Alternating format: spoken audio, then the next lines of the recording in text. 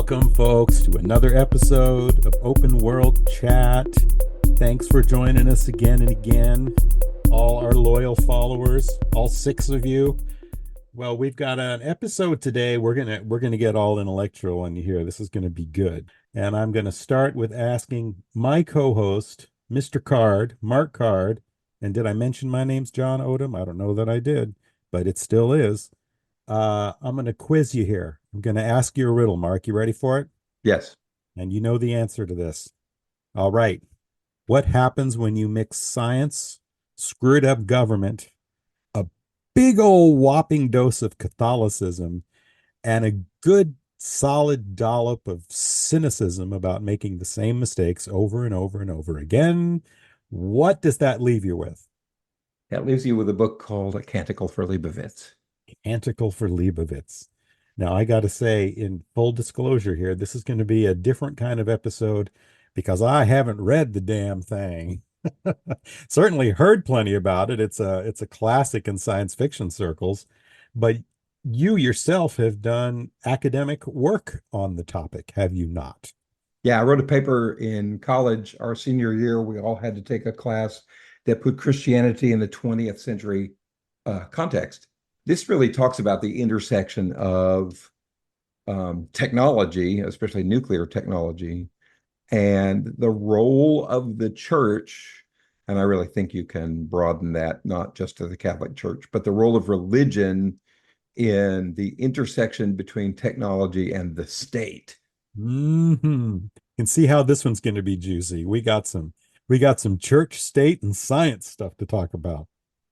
All excellent topics that we could probably talk about forever. But in the context of a book I'm not familiar with, so I'm going to play interviewer a little bit here and let you do most of the talking. And I'll just, I'll be like Statler and Waldorf and the Muppet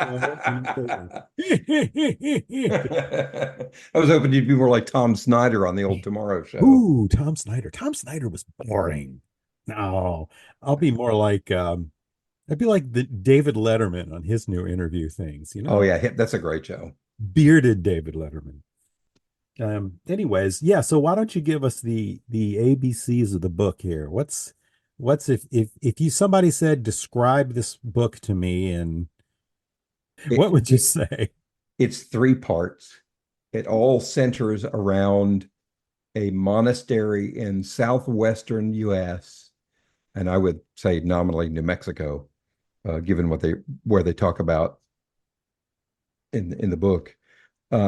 600 years after what they would call the Ignis Diluvium, the flame deluge, a nuclear holocaust. And it takes place in three parts: 600 years after, 1200 years after, and 1800 years after. And each one of these chapters has a Latin title. The first one is Fiat Homo, Okay. let there be man. The second one is Fiat Lux, and it'll be apparent why that's the second one in a little bit.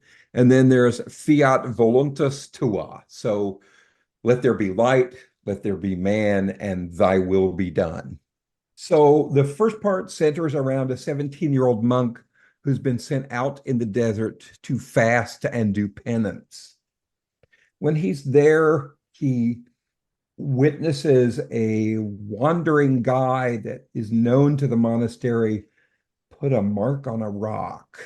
And this 17-year-old monk, who's evidently been banished out to the desert for some unknown reason to do a fast, follows that monk and goes to the place where there's he's put a mark on the rock. And what he finds there is a fallout shelter.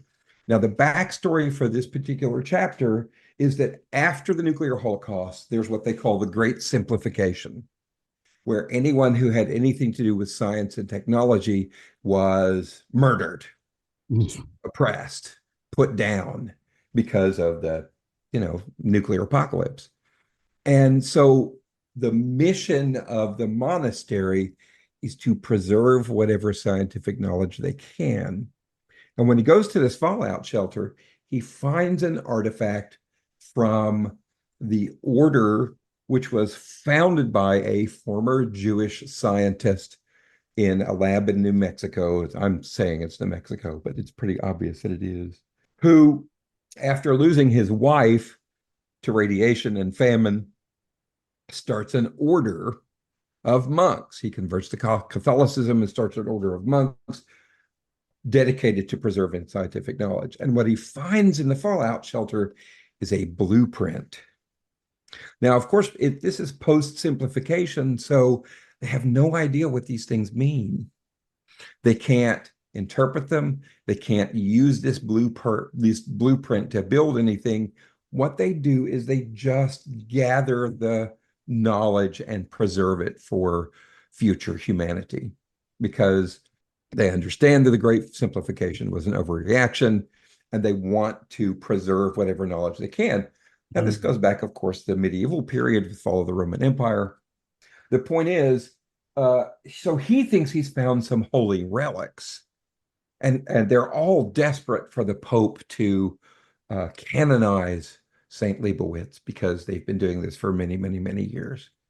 So he takes the holy relics back to the monastery, and he says, this is evidence that we can take to the new Pope in New Rome, somewhere in the United States, and get him canonized. Long story short, a few years later, both God's advocate and the devil's advocate come to the monastery to have a discussion about whether or not this is a real artifact and whether or not Liebowitz should be canonized. Well, little aside here, people have all been horribly mutated by nuclear radiation. Yeah. And there's a group of barbarians out in the desert that they call God's children, who are all so mutated that they can't really function in society. But the monastery, one of their other missions is to take care of these people and to make sure they're properly fed and watered and hear the word of God. But One the reason second. why, I'm sorry. 1 second. One thing you gotta straighten up for me. Yeah. Why is it? I have read that the author was not Catholic, but No, anyway. I think he might have been. I think he might have converted. I'm not finding anything on it, but I know he was a convert. Okay. Later, however, he described himself as a lapsed Catholic. When they come to debate the validity of the artifact, the devil's advocate really has horns. Oh, a mutant? Yes, Oh, he's a mutant that really has horns and yeah, a pointy goatee. convenient. So, so what is the connection here? How does the author view the relationship between science and religion here? Are they equal? Is there a dominance? Is one in service of the other? It's very complicated.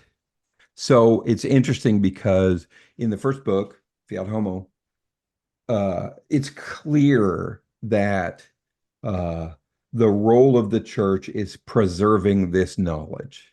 They Mhm. don't understand it. They don't know what it's for. They just believe it's important because their founder did it. He was an electrical engineer.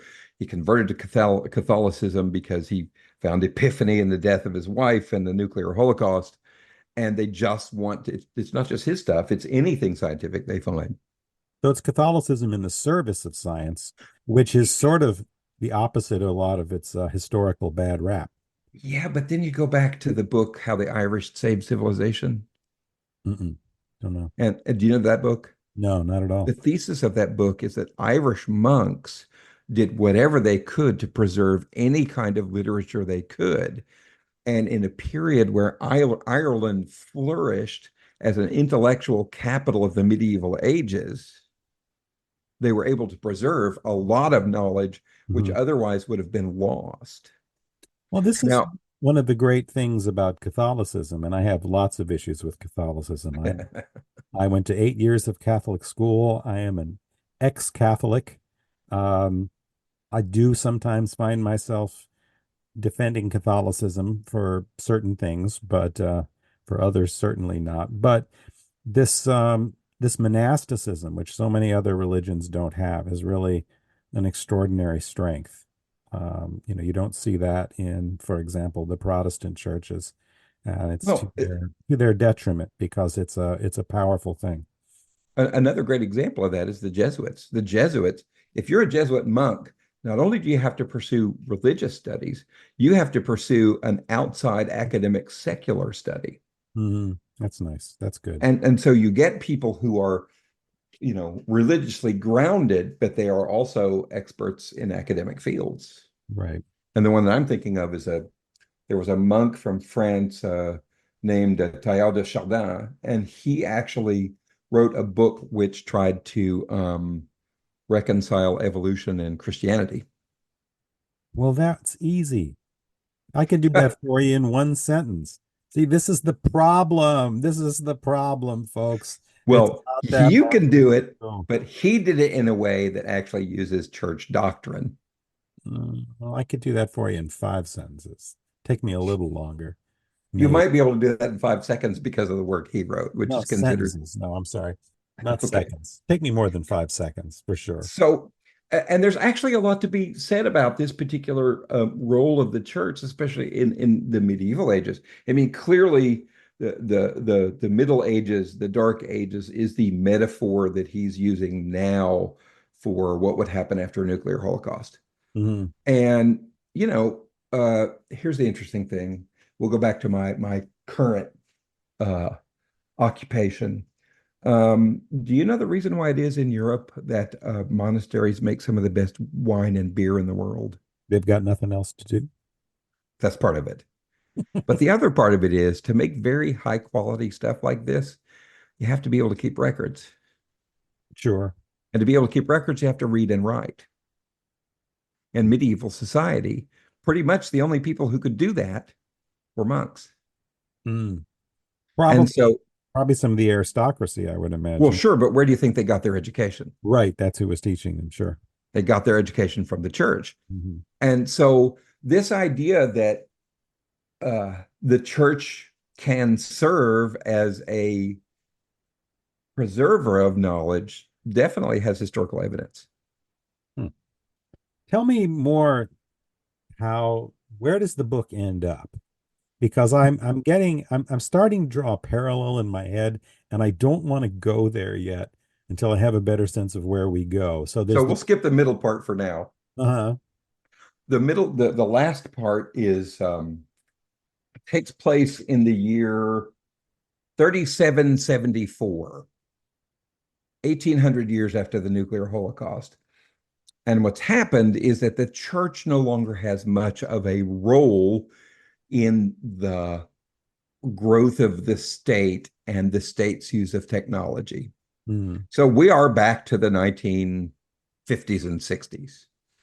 And growing rivalry between two different coalitions of states has gotten to the point of nuclear war again. And it's because Catholicism is not being the great civilizer here. I don't know if that's the implication. I think it's a greater implication about the nature of humanity in general. And the nature of humanity, according to Christianity, is given the choice between good and evil, what do we always pick? Well, that's a complicated question too. Not if you go back to original sin. It, it, but it is God gave what us we'll free always think will. it because if you follow Christ, you can make the right moves. True free will. That's something you see in Catholicism a lot, that true free will means you make the right decision. Which is the Catholic decision. And if you're not acting out of true free will, that's when you make the wrong decisions. So that becomes the or a rationale for Catholic based laws like anti-choice laws and things, that, well, this true free will should bring you to this anyway, so it's okay to make it the law. No, I understand. Mhm. But so the church has a secret plan,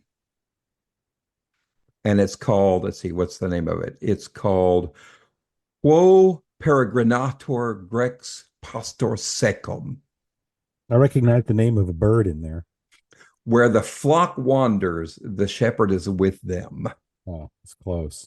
And so their secret plan is to take all the scientific knowledge they had and the monks with a group of people to colonize other planets. So literally, they're doing what it says in the New Testament to shake the dust off your feet if you're not welcome in a place. And literally, one of the abbot, as he boards one of the spaceships, shakes the dust off his sandals. Mm-hmm. And so the implication, I think, is even more sinister. It's that it's not going to work here on Earth because what have we done? We've gone from flame deluge to uh, the early part of the book, which is preserving knowledge. By the way, spoiler alert, Liebowitz does get canonized and turned into a saint. Oh, that's nice. Then in the middle part is about the struggle between city states and church control of the city states.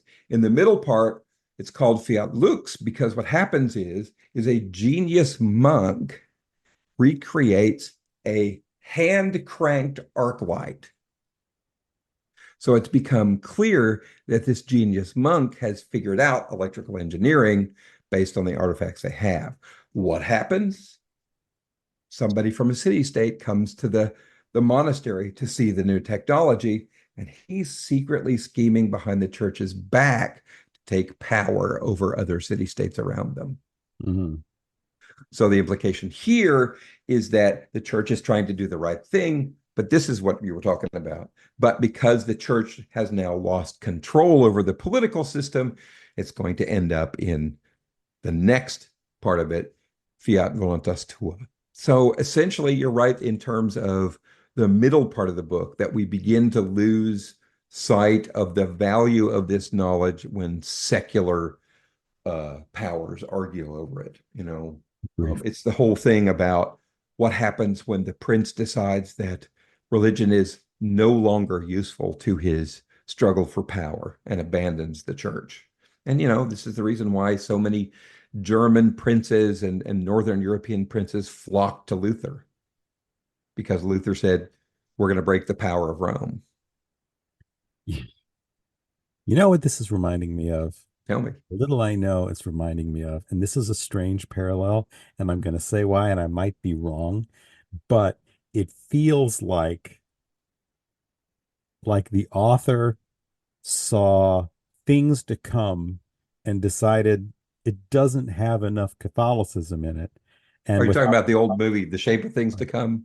yeah, yeah, Yeah, which yeah. I think I mentioned last episode, H.G. Wells. Look, I've done it again. Instead of Star Trek every episode, I'm mentioning H.G. Wells. What the hell has happened? You're doing this to me. It's your fault. It's because you're an academic. My God, I'm mentioning Well, famous authors now instead of television series. we're pretty But good at anyway, did you synthesizing. see things to come? I have not seen it. All right, so it's interesting. You start off in the modern era. There's a nuclear war. Cut forward, you've got factions in the rubble that are, trying to vie for some power over the tiny scraps that are left. And then show up the scientists who have preserved all the knowledge and kept it and developed it until now it's time to come back out with it and bring everybody together. They're pretty rough. If you don't join their team, then, but anyways, and they bring everybody together and you have this scientific resurgence where science is reborn and we're remaking the earth into, and literally, because he's very big on so we say the exploitation of natural resources. He makes that Sure. very clear. But building this wonderful utopia, and it's utopia, but then anti-science starts kicking in and people are about to do the same stupid things. So what they want to do, and they're trying to stop a mission to another planet where people go, I believe, to the moon. And they try to stop this mission. They don't stop this mission. We go to the moon. Science continues. Everything's great. All right. Not having read the book, how closely does that track without the Catholicism?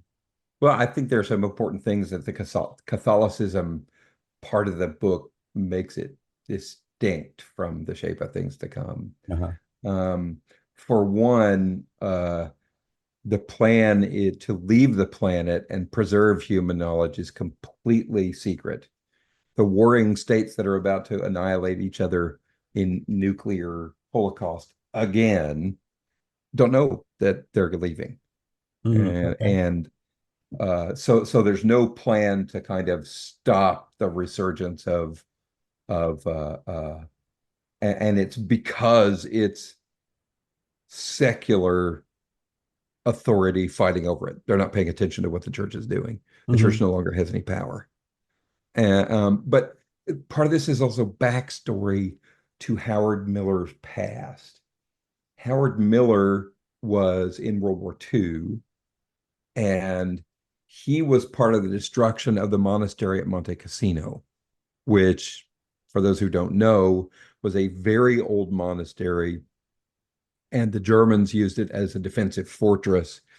And in order to break the German stronghold in the area and move the offensive north in Italy, they had to, I mean, they turned this thing into dust with bombing and attacks. And there's some real guilt on his part because there was, an entire library which was lost because of this. And so it really kind of causes him to look at the either directly or indirectly, it causes him to start looking at this intersection between religious power, secular power, and technology. Hmm. And so I think there are similar themes in each book, but I think the starting point is important.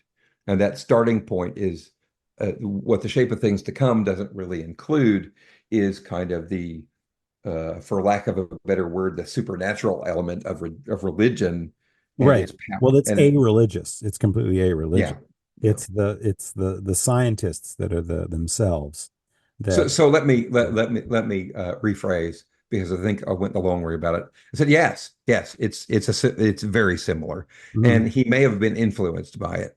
Yeah. The interesting thing to me though is that this is it for him. He Right. wrote this. Right. He doesn't write anything else, does he? He's done with this. Huh. He writes this book, and then he does some criticism, but then he's done. Mhm. And then his son went on to publish a sequel, which he had started but never finished. Okay, now let's spend a little time doing what I would call talking about what's scary and wrong with this. Yeah, and then I want to get back to the technology and how it applies today.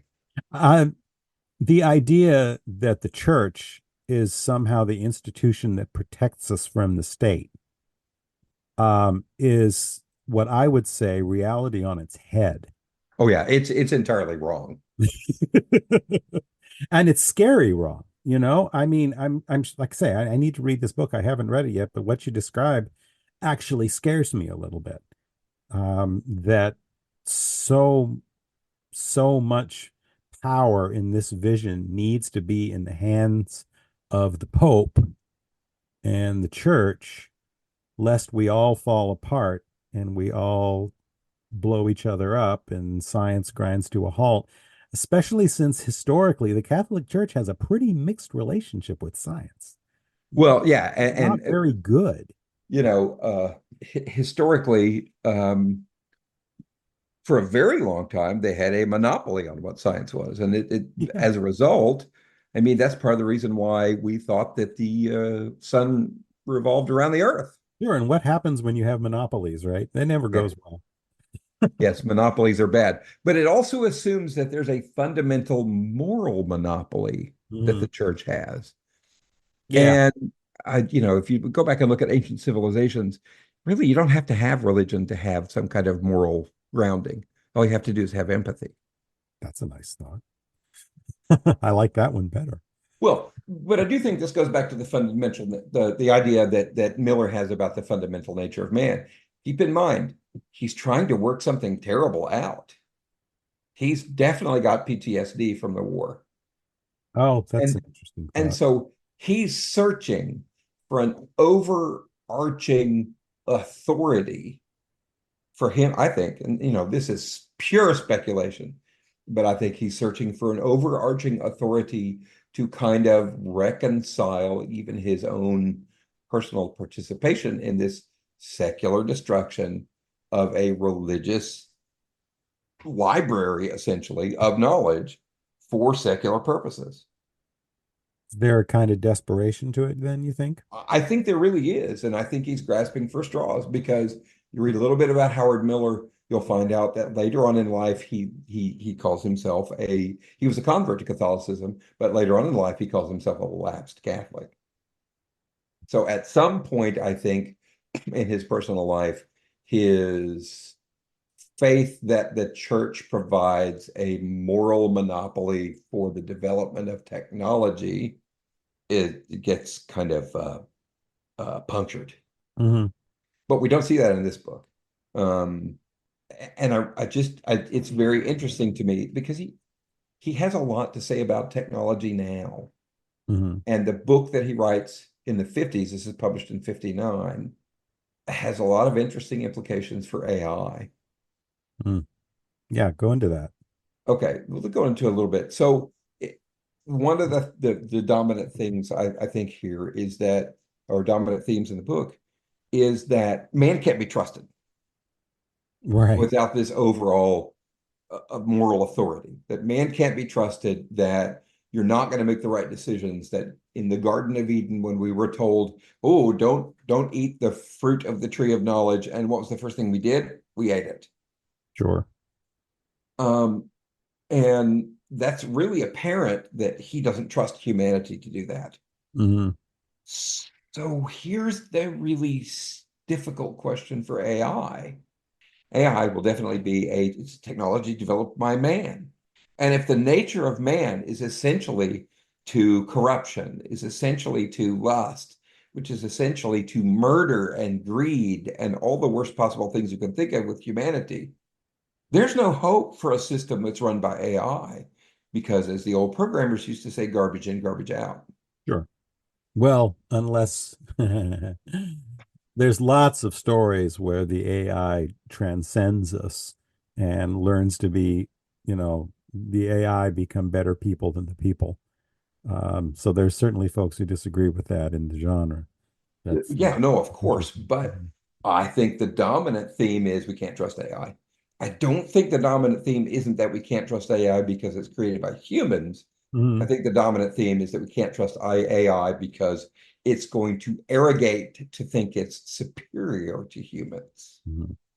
So that's just going to be part of what it sounds like he would say our problem is these days is that we're getting farther and farther from the church. Is that fair? Do you think that would be the modern critique here, and AI is just another part of that?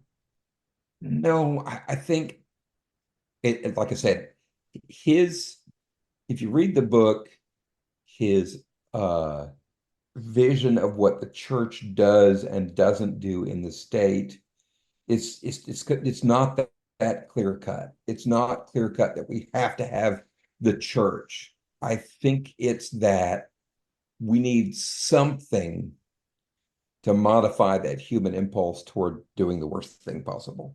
Okay, but it doesn't have to be something sacred.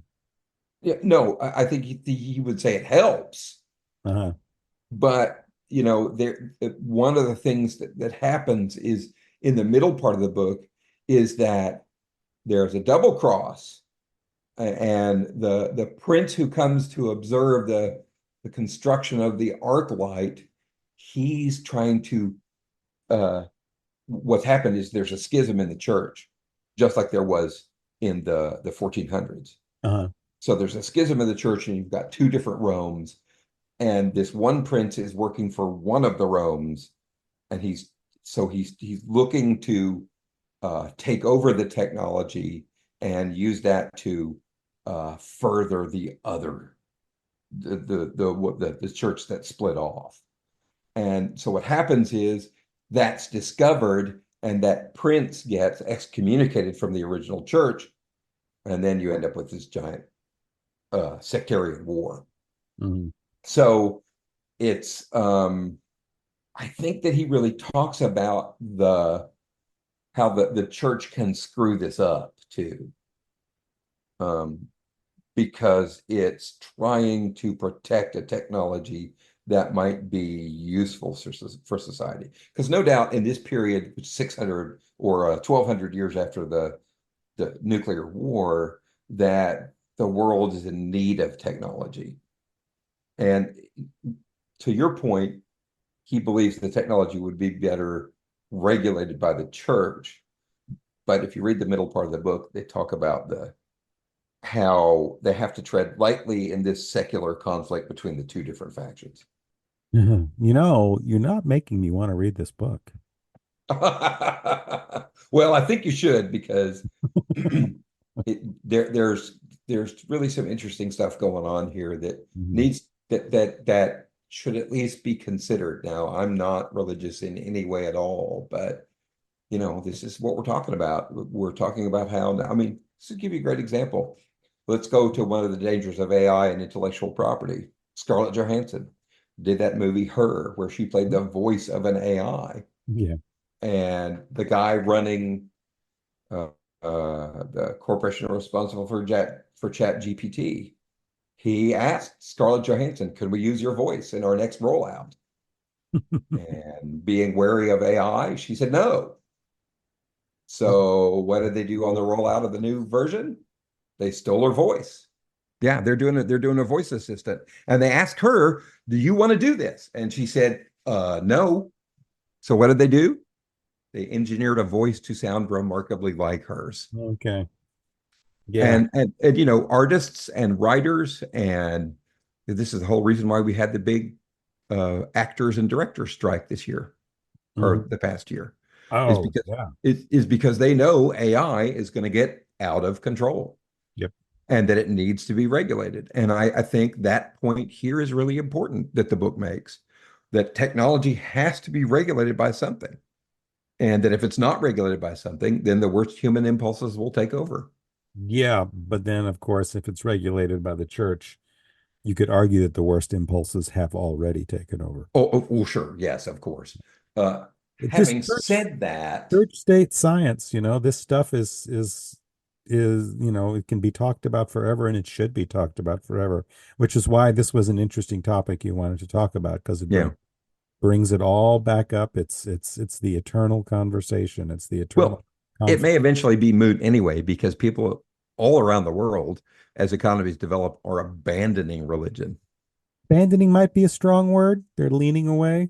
I don't feel like religion is being abandoned in our world at this point. Uh, well, not in our world specifically, but uh, look at Western Europe. Yeah, yeah. Europe, I guess, is its own ball game. Well, and to your point earlier, well, Western Europe was exposed to the worst parts of the church for centuries. Yeah, right. However, You you know could better than argue, anybody. I'll stop here, but you could argue that the reason why the church did so poorly in Western Europe was not because of the church doctrine itself, but because of the militarization of the church doctrine once it became the dominant religion of one of the most militaristic societies on the planet in history, Rome. Sure. Yeah. And so I think this might be one of uh, Miller's points in, if not explicitly, implicitly, in the middle part of the book. Be careful what secular society you choose, because the implications for Christianity as taught by Christ are completely different than the theology of the Christian religion as embraced by Rome. Huh. And yet he eventually lapsed, but converted to Catholicism. Yes. Well, But I think that it has a lot to do with his desperate search for meaning after the horrors of World War II. the desperate search for meaning, all the crazy places it sends us. I've decided, I've decided meaning is overrated, I think. Yeah, I'm kind of with Camus and happy existentialism. And I'm not worried about religion having to civilize me and keep me from being turning into a barbarian because I know that we're killers, but we don't have to kill today. That's all it takes. Sorry, Empathy. I have to quote Star Trek. The requirement. Thanks for listening to Open World Chat. We'll be back in 2 weeks with something else cool, maybe even cooler, maybe less cool. You'll just have to come back and see. Thanks, everybody.